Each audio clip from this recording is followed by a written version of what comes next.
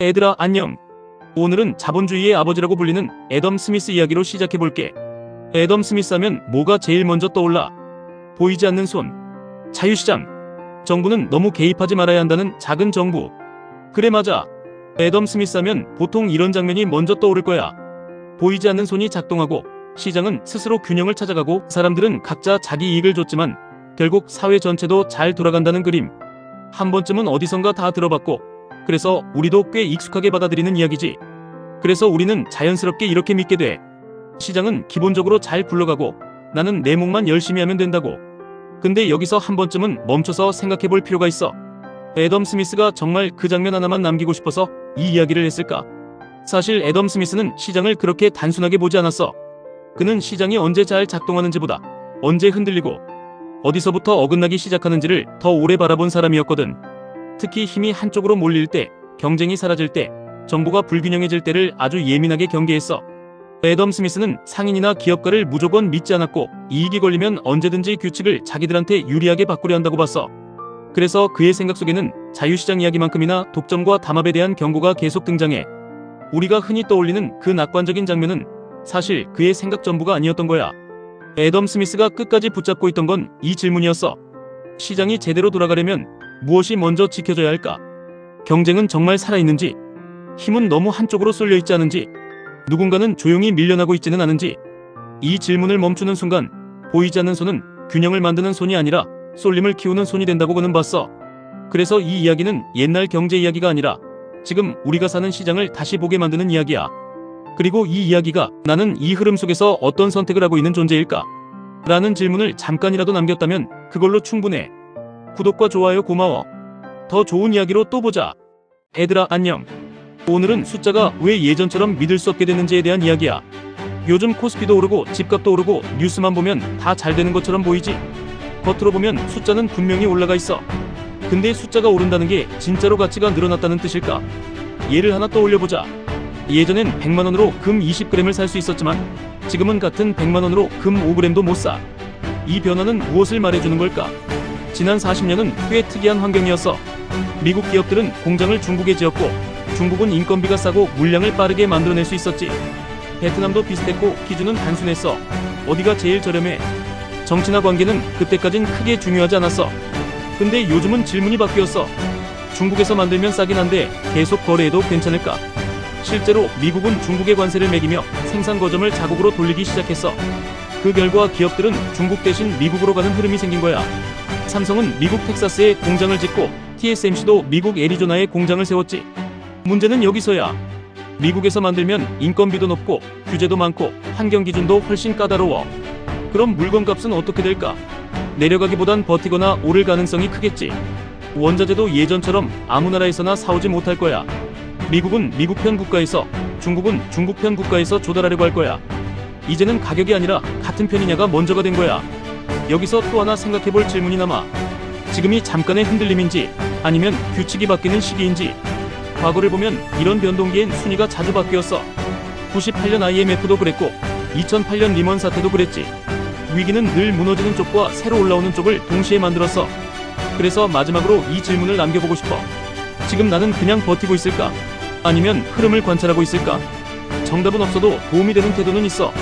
인플레이션을 한 번의 사건으로 보지 않는 것, 돈이 어디로 먼저 흐르는지 보는 것, 자산을 하나의 통화에만 묶어두지 않는 것, 그리고 이 이야기가 지금 상황을 조금 다르게 바라보게 만들었다면 그걸로 충분해. 구독과 좋아요 고마워.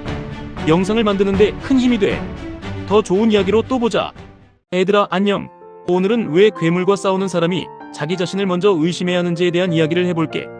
이 질문을 끝까지 밀어붙인 사람이 바로 프리드리히 니체야. 니체하면 뭐가 제일 먼저 떠올라? 신은 죽었다. 허무주의. 초인. 그리고 이 문장. 괴물과 싸우는 사람은 스스로 괴물이 되지 않도록 조심해야 한다. 그래 맞아. 니체하면 보통 이런 장면이 먼저 떠오르지. 세상은 잔인하고 권력은 부패하고 그러니 맞서 싸워야 하고 악과 싸우다 보면 나도 강해져야 한다는 그림이야. 한 번쯤은 다 들어봤고 그래서 꽤 멋있는 말처럼 받아들이기 쉬운 문장이기도 해. 그래서 우리는 자연스럽게 이렇게 믿게 돼. 나쁜 것과 싸우는 건 언제나 정의롭고 상대가 괴물이라면 조금쯤 거칠어져도 괜찮다고. 근데 여기서 한 번쯤은 멈춰서 생각해 볼 필요가 있어. 니체가 정말 괴물을 때려잡으라는 말을 하고 싶었던 걸까? 사실 니체가 경고한 건 괴물 그 자체가 아니야. 그가 무서워한 건 괴물을 상대하는 과정에서 우리가 너무 쉽게 자기 자신을 정당화해버리는 순간이었어.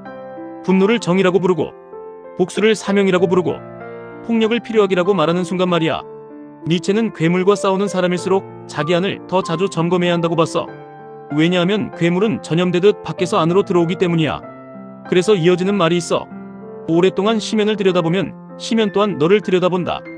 이 말은 더 잔인해지라는 뜻이 아니야. 너의 기준이 아니라 상대의 기준으로 싸우기 시작하는 순간 이미 게임의 규칙이 바뀌어버렸다는 경고야. 니체가 끝까지 붙잡고 있던 건 이 질문이었어. 나는 지금 옳다고 믿는 기준을 스스로 선택한 걸까? 아니면 이미 준비된 기준에 나를 맞추고 있는 걸까? 이 질문을 피하는 순간 괴물은 사라지지 않아. 그 자리를 내가 대신 채우게 된다고 니체는 봤어. 그래서 이 이야기는 19세기 철학자의 과격한 문장이 아니라 분노가 너무 쉽게 정당화되는 시대에 우리가 왜 점점 자기 판단을 남에게 맡기게 되는지에 대한 이야기야. 그리고 이 이야기가 불안하더라도 내 기준을 만들고 있는지 아니면 이미 만들어진 기준에 몸을 기대고 있는지 잠깐이라도 생각하게 했다면 그걸로 충분해. 구독과 좋아요 고마워. 오늘의 니체 이야기는 여기까지야. 다음 이야기도 기대해줘. 더 좋은 이야기로 또 보자. 얘들아 안녕. 오늘은 왜 가장 평범한 사람이 가장 끔찍한 악을 만들 수 있는지에 대한 이야기를 해볼게. 이 질문을 끝까지 밀어붙인 사람이 바로 한나 아렌트야. 한나 아렌트 하면 뭐가 제일 먼저 떠올라? 악의 평범성, 나치 전범 재판, 아이히만, 생각하지 않는 인간. 그리고 이 장면, 명령을 따랐을 뿐이고 규칙을 지켰을 뿐이고 자기는 아무 판단도 하지 않았다는 얼굴 말이야. 그래 맞아. 아렌트 하면 보통 이런 장면이 먼저 떠오르지. 악은 괴물 같은 사람들이 저지르고 잔혹한 의도를 가진 사람들이 만든다는 그림이야. 한 번쯤은 다 들어봤고 그래서 우리는 안심하게 돼. 나는 저런 사람이 아니라고. 그래서 우리는 자연스럽게 이렇게 믿게 돼.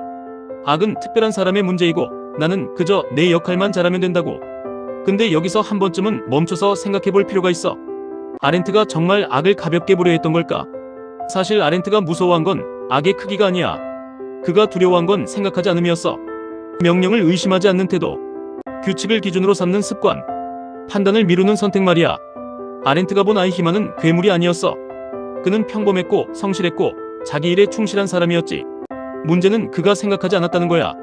이 일이 옳은지, 내가 책임져야 하는지, 이 선택이 누구에게 어떤 결과를 남기는지 말이야. 아렌트는 여기서 악이 태어난다고 봤어.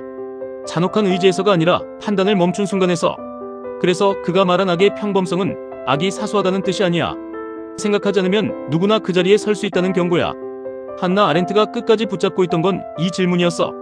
나는 지금 생각하고 있는 걸까? 아니면 대신 생각해주는 규칙에 나를 맡기고 있는 걸까? 이 질문을 피하는 순간 책임은 사라지고 행동만 남아.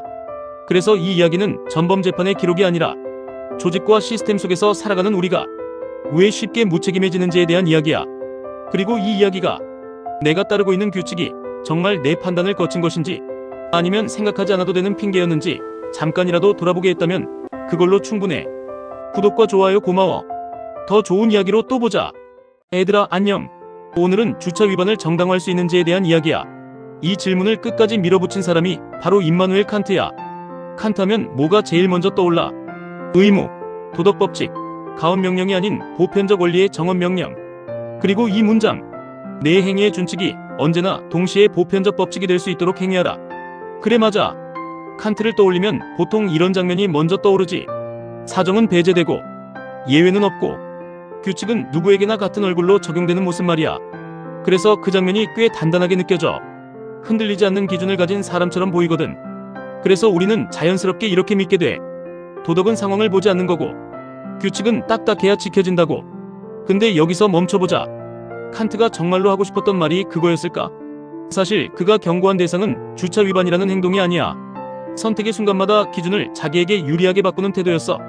잠깐이라서, 급해서, 나 하나쯤은 괜찮겠지라는 반복 말이야. 칸트는 또 이렇게 말해. 인간은 언제나 수단이 아니라 목적으로 대우받아야 한다. 이 말의 진짜 방향은 이거야. 내 편의를 위해 타인의 공간과 규칙을 도구처럼 쓰지 말라는 경고야. 칸트가 끝까지 붙잡고 있던 질문은 이거였어. 이 선택을 모두에게도 권할 수 있는가? 나는 지금 이 행동을 누구에게나 적용해도 괜찮은 기준으로 선택한 걸까? 아니면 내 상황만 특별하다고 여기고 있는 걸까? 이 질문을 피하는 순간 규칙은 남아있지만 기준은 사라져. 그래서 이 이야기는 선택이 너무 빠르게 지나가는 지금 시대의 이야기야. 그리고 이 이야기가 선택의 순간에 내 감정이 아니라 누구에게나 적용될 수 있는 기준을 잠깐이라도 떠올렸다면 그걸로 충분해. 구독과 좋아요 고마워. 오늘의 칸트 이야기는 여기까지야. 더 좋은 이야기로 또 보자.